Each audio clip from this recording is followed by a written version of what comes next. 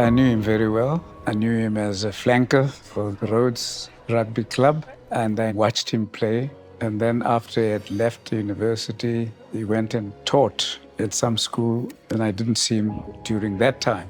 But when I enrolled at Rhodes in '79, I met him again. And this time we were members of the first year legal theory because he did law.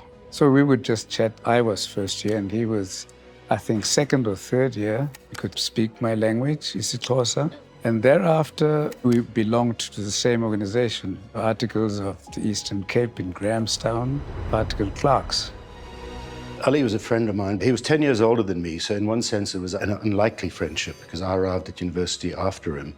But we soon became friends. We did lots of things together. We played rugby together on this field. We fished together. We were down at the coast a lot. We ran comrades and settlers marathons together. Our dogs were friends. We spent quite a bit of time with each other. Yeah, there's just lots of really good memories, lots of adventures, lots of political discussion at the time as well. I know how dedicated he was at Rhodes University, dedicated to their rugby club.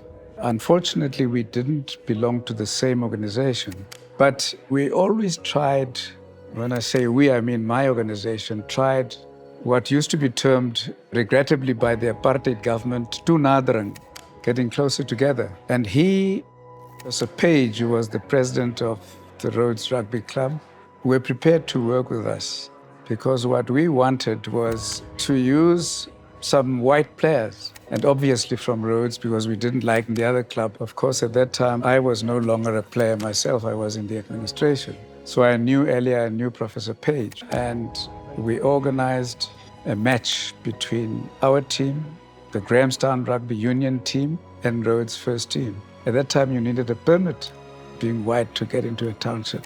And we heard that all entrances into Zwede, because we were going to play in the Dan Becker Stadium, have been blocked by security people and the match is not going to be played. And I was talking to other officials. I was saying, is this match going to go on? And they said, don't worry, it's going to go ahead. And Bob, time came, two teams ran onto the field. There was our full team with Ally, Derek Barter, and two other players in the team.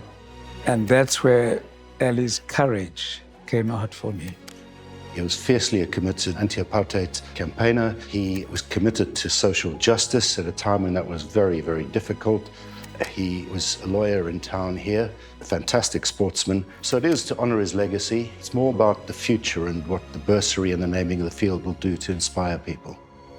Naming something is both important and inconsequential. The naming of something is just to give it identity. To name that object or item or thing or place, to honor someone that achieved really profound social change just through his value system and how he lived his life, really does celebrate what is good about human beings. And let's face it, there are a lot of not good human beings in the world. So to acknowledge the good ones is something that we should be doing. We're here to name this great field the Ally Weakley Great Field.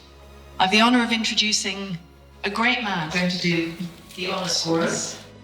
Justice and Excellent Party, the sports enthusiast, legendary lawmaker, and also our Chancellor.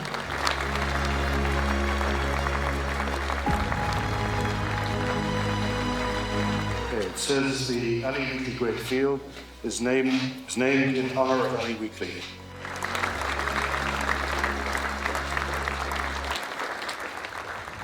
I hope that in naming the field the Ally Weakley Great Field, that provokes curiosity and encourages people to go and find out about the small things he did in his life that had huge and far-reaching impact. He'd be very, very proud of what Rhodes has become. Rhodes was very different then, in those days. Our rugby club, there was one black person, and that was a Malawian student who was of English descent. He'd be very proud to have a look at the team now. He'd love to see the campus, what it's become, the vibrancy of the students that it's producing. And Rhodes's strapline is where leaders learn. Ally was a leader. Rhodes is still producing leaders, and I think he'd be very proud of the university. I've watched Rhodes grow.